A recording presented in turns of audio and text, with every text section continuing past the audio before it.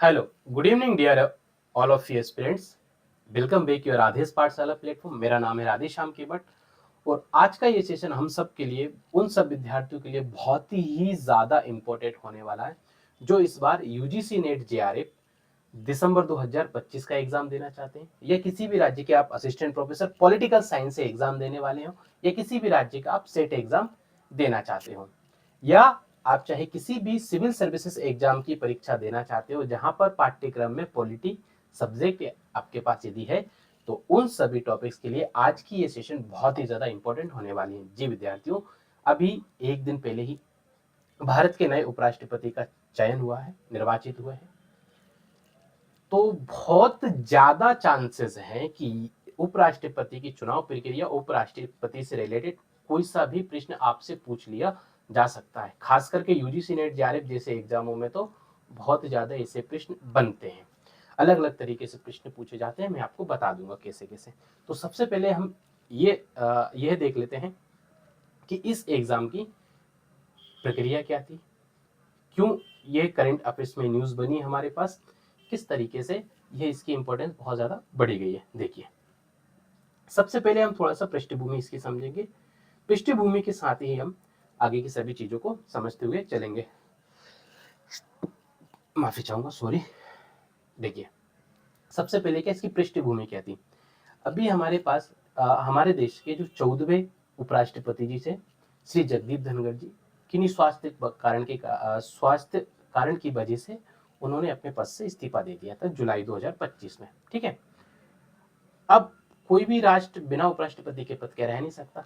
भारत की बात करें, कोई भी लोकतांत्रिक देश में उपराष्ट्रपति पद जैसा एक महत्वपूर्ण पद रिक्त नहीं हो सकता।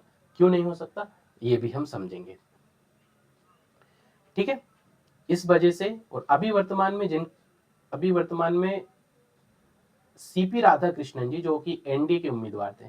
किसके उम्मीदवार थे? एनडीए, जो बीजेपी और अन्य गठबंधन पार्टी हैं, एनडीए के उम्मीदवार थे। ये उपराष्ट्रपति का चुनाव इन्होंने विजयी हुए हैं। और अभी नए आपके जो उपराष्ट्रपति हैं, ये भी आपके सीपी राधाकृष्णन सर ही हैं। तो इनका नाम यदि पूछ लिया जाए तो याद रख लेना आप। क्लियर? चलिए, इनके जो विपक्ष यानी कि इंडिया गठबंधन की तरफ से जो उम्मीदवार खड़े हुए थे, वी सुदर्शन रेड्डी जी को प्रत्याशी बनाया गया था, परंतु ये पराजित हुए थे और सीपी राधाकृष्णन इसमें विजयी हुए थे। तो ये एक बैकग्राउंड था इसका, क्यों ये चुनाव कराया गया था। ठीक है, थोड़ी हम ऐतिहासिक पृष्ठभूमि समझते हैं। ठीक है, भारत में पहला इलेक्शन 1952 में होता है। 1952 के साथ ही भारत को हमारे प्रथम उपराष्ट्रपति भी मिलते हैं, डॉक्टर सर्वपल्ली राधाकृष्णन। अभी हमने टीचर्स डे मनाया था, इन्हीं के उपलक्ष्य में बनाया जाता है। ठीक है, बाद में ये भारत के राष्ट्रपति भी बने थे। क्लियर? अब तक भारत में कितने उपराष्ट्रपति बन चुके हैं? 15 उपराष्ट्रपति चुने जा चुके हैं 2025 तक। आज की डेट में अभी जो निर्वाचित हुए, इन्हें मिलाकर अभी तक टोटल 15 उपराष्ट्रपति भारत को मिल चुके हैं। ठीक है, एक फैक्ट है, अधिकतर उपराष्ट्रपति आगे चलकर राष्ट्रपति बने। बिल्कुल, जब आप राष्ट्रपति और उपराष्ट्रपति, जैसे कि यूजीसी नेट वाले विद्यार्थियों के पास ऐसे प्रश्न बहुत पूछे जाते हैं क्रोनोलॉजी में जमाने के लिए, उपराष्ट्रपतियों के नाम दे देंगे, तो इस बार भी बहुत ज्यादा चांसेस है उपराष्ट्रपति के नाम आपसे क्रोनोलॉजिकली पूछ लिए जाएंगे। क्लियर? या पूछ लिया जाएगा कौन कौन से उपराष्ट्रपति राष्ट्रपति बने हैं, इस टाइप के प्रश्न भी आते हैं। तो आप ये राष्ट्रपति और उपराष्ट्रपति दोनों की लिस्ट अच्छे से देख के जाना। राधाकृष्णन जी, जाकिर हुसैन जी, शंकर दयाल सलवा, वेंकैया नायडू जैसे ये उपराष्ट्र जो आगे जाकर राष्ट्रपति बने थे। देखिए, उपराष्ट्रपति का पद अधिकतर राजनीति से ज्यादा संसदीय भूमिका निभाता है। राजनीति से ज्यादा संसदीय भूमिका निभाता है। क्लियर? मतलब इनको उपराष्ट्रपति का जो रोल होता है, संसदीय कार्य प्रणाली को संचालित करने के लिए, संचालन में इनकी ज्यादा भूमिका रहती है। क्योंकि जो उपराष्ट्रपति होते हैं, ये हमारे जो सबसे उच्च सदन है राज्यसभा, इसके अध्यक्ष या चेयरमैन या सभापति कह लीजिए, कौन होते हैं आपके? इन्हीं के होते। अब मानिए संसद का कार्य चलेगा, सभापति नहीं है तो फिर संसद का कार्य कैसे चलेगा? इसलिए उपराष्ट्रपति का चुनाव होना आवश्यक है। ठीक है, अब किसी के आर्टिकल से इसके संवैधानिक कैसे में समझ लेते हैं हम थोड़ा सा। इस पद की उत्पत्ति कैसी की गई? स्वाभाविक है, संविधान सभा में वाद विवाद हुआ होगा, जो कमेटी बनाई गई है, इनमें तय हुआ कि संसद का जो ऊपरी सदन होगा, राज्यसभा के लिए एक अध्यक्ष चाहिए। तो क्या करेंगे हम, उनको वाइस प्रेसिडेंट का एक पद सृजित किया जाता है। ठीक है, राष्ट्रपति केवल निचले सदन लोकसभा से संबंधित माना जाता है, इसलिए राज्यसभा के लिए अध्यक्ष की व्यवस्था बनी, यही कारण था इसका, क्योंकि राष्ट्रपति का सीधा संबंध रहता है लोकसभा से, इसलिए राज्यसभा के लिए अध्यक्ष की व्यवस्था के लिए हमने राज्यसभा का गठन किया है। ठीक है, संवैधानिक महत्व भी क्या है, अनुच्छेद 63 से 71 यानी अनुच्छेद 43 से लेकर 71 के अंतर्गत हमें उपराष्ट्रपति का पद स्थापित किया गया है। क्लियर?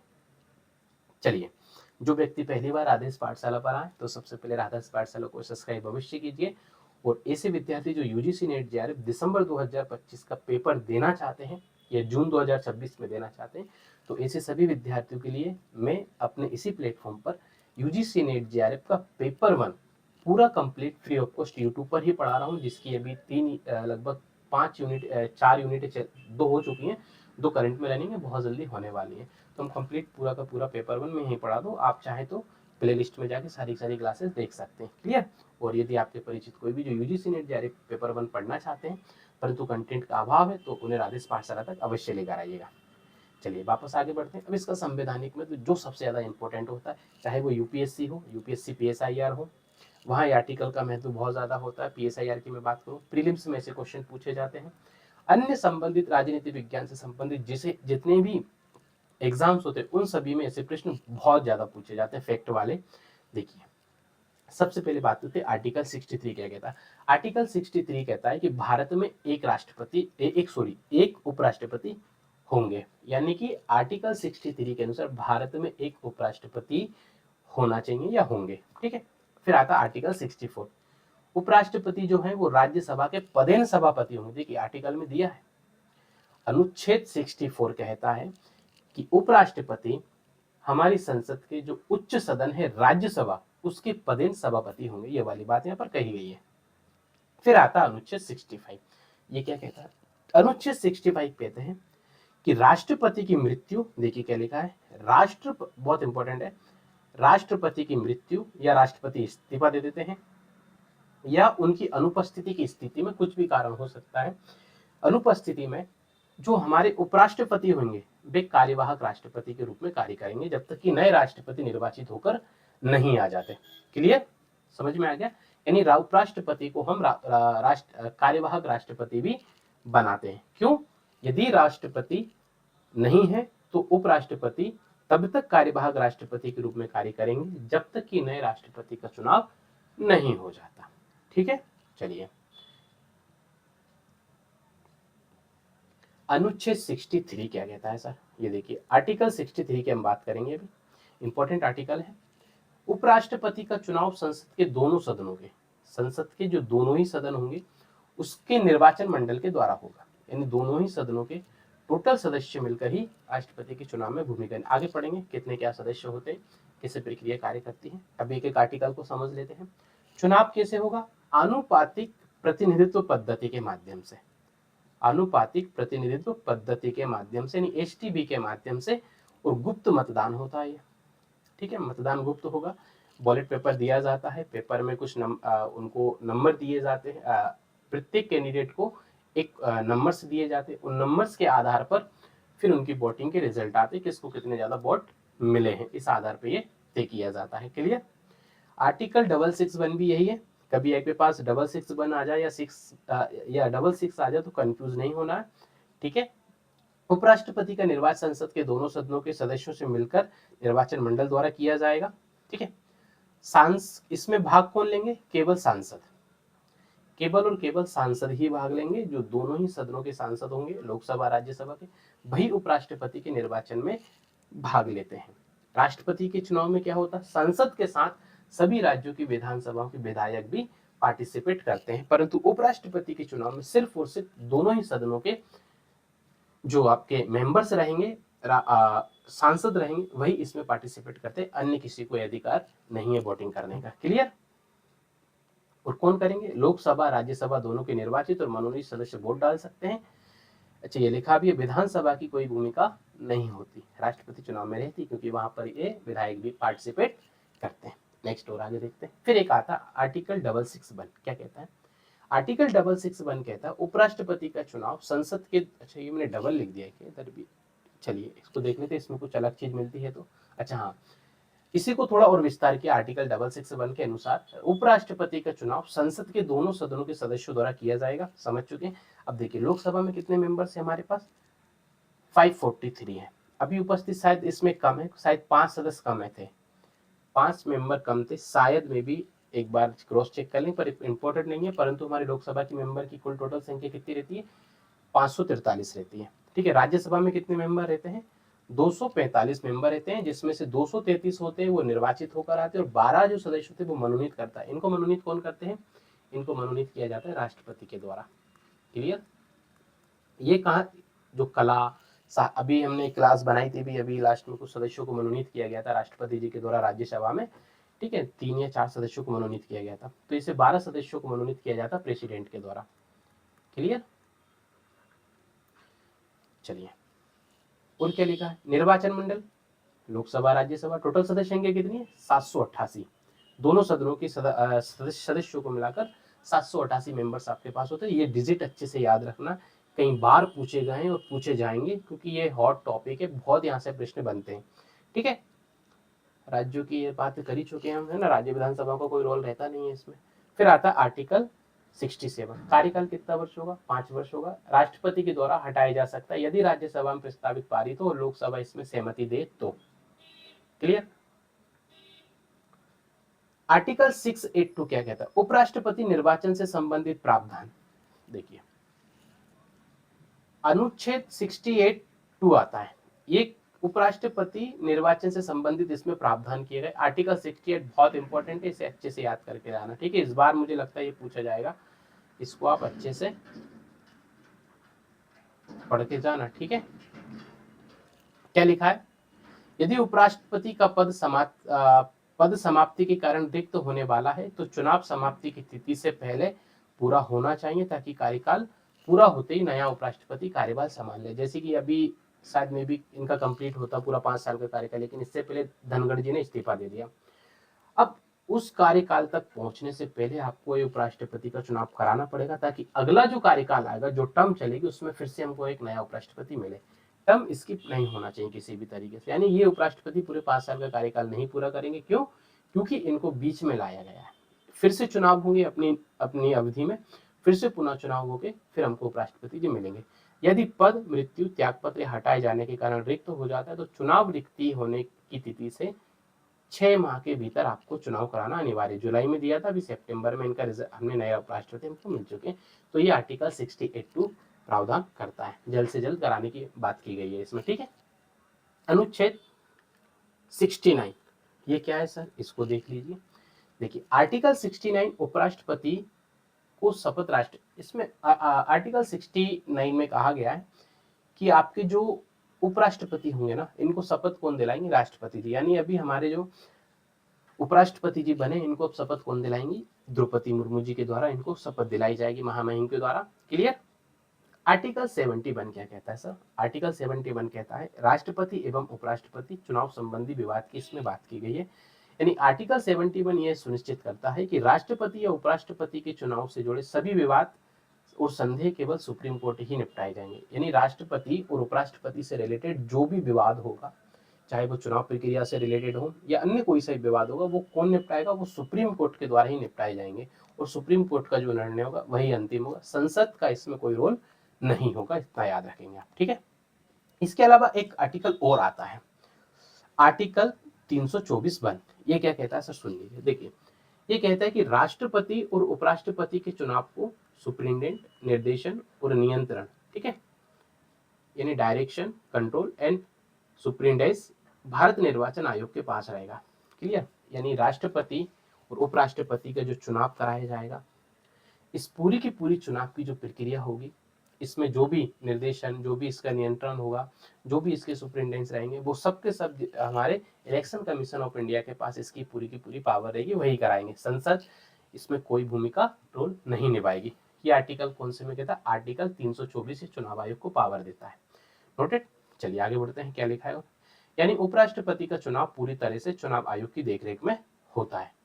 इलेक्शन कमीशन चुनाव आयोग की अधिसूचना जारी करता है, नामांकन करता है, मतदान प्रक्रिया और परिणाम घोषित करने की जिम्मेदारी की पूरी निभाता है। क्लियर। ये था आर्टिकल 324(1). राष्ट्रपति एवं उपराष्ट्रपति एक आर्टिकल्स आता है, एक नियम इसके लिए अधिनियम, संसद ने एक अधिनियम बनाया था, सभी अनुच्छेदों सभी आर्टिकल्स को ध्यान में रखकर एक अधिनियम आया जाता है 1952 में ही आता है, जिसका नाम था राष्ट्रपति एंड उपराष्ट्रपति निर्वाचन अधिनियम 1952, the presidential and vice presidential election act 1952। ये अच्छे से याद करके लिखना, इंपॉर्टेंट, इस बार पूछ लिया जा सकता है। इस पे स्टार लगा लीजिए, 5 स्टार लगा लीजिए, ठीक है। चलिए, क्या कहता है यह अधिनियम, सुन लेते हैं इसकी भी सर। यह अधिनियम संसद द्वारा बनाया गया है ताकि संविधान के अनुच्छेद, ये देखिए मैंने वही बात की थी, अनुच्छेद 62, अनुच्छेद 66, 71 एंड 30, अनुच्छेद 324 के अंतर्गत राष्ट्रपति और उपराष्ट्रपति चुनाव की प्रक्रिया स्पष्ट की जा सके। क्लियर, एक एक्ट में सभी की सभी प्रावधान नियमावली बनाई गई थी, या नियमावली भी बनाई गई थी, कह सकते हैं अपन इसके माध्यम से। पहली बात क्या की गई है, निर्वाचन आयोग को चुनाव कराने का अधिकार, आर्टिकल 324 अभी अपन ने बात की है। नामांकन की प्रक्रिया, प्रस्तावक और अनुमोदक यानी कि प्रपोजर एंड सेकेंडर आवश्यक होंगे इसके लिए। मतदान की प्रक्रिया, ये सब जो भी खड़ा करते हैं उनको, जैसे कि एनडीए और विपक्षी दल, उनसे संबंधित रहता है। मतदान की पद्धति कैसी रहेगी, एकल संक्रमणीय मत प्रणाली के आधार पर यह वोटिंग प्रक्रिया रहेगी और गुप्त मतदान होगा, यानी कि सीक्रेट बॉलेट होगा, ठीक है। मतगणना, काउंटिंग और परिणाम की घोषणा कौन करेगा, निर्वाचन आयोग के द्वारा की जाएगी। उपराष्ट्रपति के मतगणना की घोषणा संसद नहीं करती। फिर याद रखना, ये से कंफ्यूजन वाले प्रश्न पूछे जाएंगे, चाहे वो कोई सा भी एग्जाम हो, सभी में इसी तरह के प्रश्न पूछे जाते हैं आजकल, तो याद रखना निर्वाचन आयोग, बहुत इजी है, कभी नहीं भूलोगे। चुनाव संबंधी विवाद, सर सीधे चुनाव कोर्ट में, जैसा कि अनुच्छेद 71 में बताया गया। अभी अपन ने आर्टिकल 71 पढ़ा था, कोई भी विवाद होगा, कहाँ उसकी बात उठेगी, सुप्रीम कोर्ट में जाना पड़ेगा, जज साहब के पास, तो वही सुनेंगे, वही निपटारा करेंगे, उनका फैसला जो होगा वही अंतिम होगा। इस पर कोई बहस नहीं होगी, संसद में कुछ नहीं होगा, सीधे सुप्रीम कोर्ट मामला जाएगा इसका, ठीक है। इलेक्शन पिटीशन दायर करने की सीमा और प्रक्रिया भी इसमें तय की गई है, ठीक है। ये चुनाव आयोग अपने हिसाब से तय करता है इसको। अब देखते हैं क्या लिखा है। एक और एक ट्रीटमेंट इंपॉर्टेंट आता है, ये भी इसी से रिलेटेड है आपकी चुनाव प्रक्रिया से। अभी चुनाव हुए इसलिए ये चीजें बहुत ज्यादा पूछी जा सकती हैं, ईयर पूछ ली जाएंगी या कुछ भी पूछ सकते हैं इनसे। राष्ट्रपति एवं उपराष्ट्रपति निर्वाचन नियम 1974, 1952 में आया पहला, अब ये 1974 में आया। क्या है इसमें देखते हैं। यह नियम 1974 में बनाए गए ताकि 1952 के अधिनियम the presidential and vice presidential election act 1952 के अंतर्गत चुनाव की विस्तृत प्रक्रिया और व्यवस्थाएं तय की जा सकती। कुछ खामियां होंगी उसी में डबल से इसको हम 1974 में लेकर आए। देखिए क्या थी बात, और ये समय 1974 वाला सबको पता है क्या समय था, इंदिरा गांधी जी की सरकार थी, बहुत सारी चीजें सही नहीं चल रही थी, तो एक लाने का कुछ महत्व हो सकता है। इसके दो नियम आप अच्छे से याद रखें, एक तो rule number 8 in rule number 40। Rule number 8 क्या कहता है, मतदान स्थल का निर्धारण। सबसे पहली बात, रूल नंबर 8 कहता है कि मतदान कहाँ कराया जाएगा। ये 1974 में तय हो चुका है हमारे पास कि मतदान कहाँ होगा, तो साफ मतदान होगा आपका संसद भवन में, इसके अलावा कहीं भी मतदान नहीं होगा, मतदान होगा संसद भवन में। ये रूल नंबर 8 आपके पास जो presidential and vice presidential election rules 1974 वो अधिनियम था, ये रूल्स थे इसके अंतर्गत, ठीक है। नियम 40 क्या कहता है, रूल नंबर 40 कहता है कि निर्वाचन मंडल की सूची यानी कि इलेक्टोरल कॉलेज लिस्ट, चुनाव आयोग सभी मतदाताओं की नामावली पता सहित सूची तैयार वहां अपडेट करता है, बिक्री हेतु भी उपलब्ध रहती है सूची, ठीक है। उद्देश्य क्या था इसे लाने का, चुनाव में निष्पक्षता बनी रहे, पारदर्शिता बनी रहे, सुव्यवस्था यानी कि ट्रांसपेरेंसी वगैरह, और एक अच्छी से फ्लेक्सिबिलिटी उसमें बनी रहे, जिसके कारण किसी प्रकार के विवाद की स्थिति उत्पन्न ना हो, ठीक है। संसद भवन में होगा, सबको विश्वसनीय जगह है, किसी को ये नहीं लगेगा कि ये सत्ता पक्ष की जगह या विपक्ष की जगह है, इसलिए ये वाली बात की कि साहब चुनाव जो होंगे वो आपके संसद भवन में कराए जाएंगे, ठीक है। रूल नंबर 40 यानी कि चुनाव आयोग सभी मतदाताओं की सूची बनाएगा, अपने पास रहेगा, वो उसको दे भी सकता है, ठीक है, विक्रय के लिए उपलब्ध भी रहती है सूची, सभी ये सब चुनाव आयोग के लिए भी बनाए गए थे। पूरी की पूरी ये जो इलेक्शन प्रोसेस से रिलेटेड इसमें रूल्स बनाए गए थे, किससे, election process and election process rules इसको कह लीजिए एक तरह से, ठीक है। रूल्स इसमें बनाए गए थे। कौन सा एक्ट था, राष्ट्रपति एवं उपराष्ट्रपति निर्वाचन अधिनियम 1974। चलिए आगे बात करते हैं, और क्या है। अच्छा, अच्छा इतनी ही चीजें। अच्छा मैं आपको है ना एक लिस्ट आपको मैं बता देता हूँ इसमें भी। तो ये था आपका लगभग उपराष्ट्रपति राष्ट्रपति इलेक्शन पूरा का पूरा समाप्त हो चुका है। यूजीसी नेट जेआरएफ और अन्य जो फैक्ट वाली जो एग्जाम्स होते हैं उन सब के लिए एक लिस्ट में आपको यहाँ शो कर देता हूँ। मेरे पास ओपन थी पता नहीं। आप ऐसा करिए, मैं आप सबको ये पीडीएफ भी मैं टेलीग्राम चैनल पे डाल दूंगा और एक पीडीएफ और डाल दूंगा। उपराष्ट्रपति की लिस्ट में डाल चुका हूँ टेलीग्राम चैनल पे। आप वहां से टेलीग्राम चैनल की लिंक आपको वीडियो के डिस्क्रिप्शन में मिल जाएगी एंड अबाउट सेक्शन में जाएंगे तो वहां भी मिल जाएंगी। तो आपको अब क्या करना है, जितनी भी उपराष्ट्रपति की लिस्ट है उन सबको देखना है फर्स्ट, या से पूरे के पूरे 15 के 15 उपराष्ट्रपति अच्छे से याद कर लेना इस बार। साथ ही प्रेसिडेंस याद करना, राष्ट्रपति और उपराष्ट्रपति दोनों की ही लिस्ट अच्छे से याद करना, क्योंकि मैक्सिमम उपराष्ट्रपति जो होते हैं वो आगे चलकर राष्ट्रपति बने हैं। समझ आ रहा ना, गलती नहीं करना, भूल मत जाना बिल्कुल ये वाली चीज। तो ये चीज अच्छे से याद रखना। ये छोटी सी इन्फॉर्मेशन थी, कहीं से भी मैंने टेलीग्राम चैनल पे लिंक डाल ली, या तो आप चाहे भी लिस्ट निकाल लीजिएगा। ठीक है, अभी मैं इसमें ऐड नहीं कर पाया था पीपीटी में, पर मैंने लिस्ट अलग से एक पीडीएफ डाल दिया है आप सबके लिए।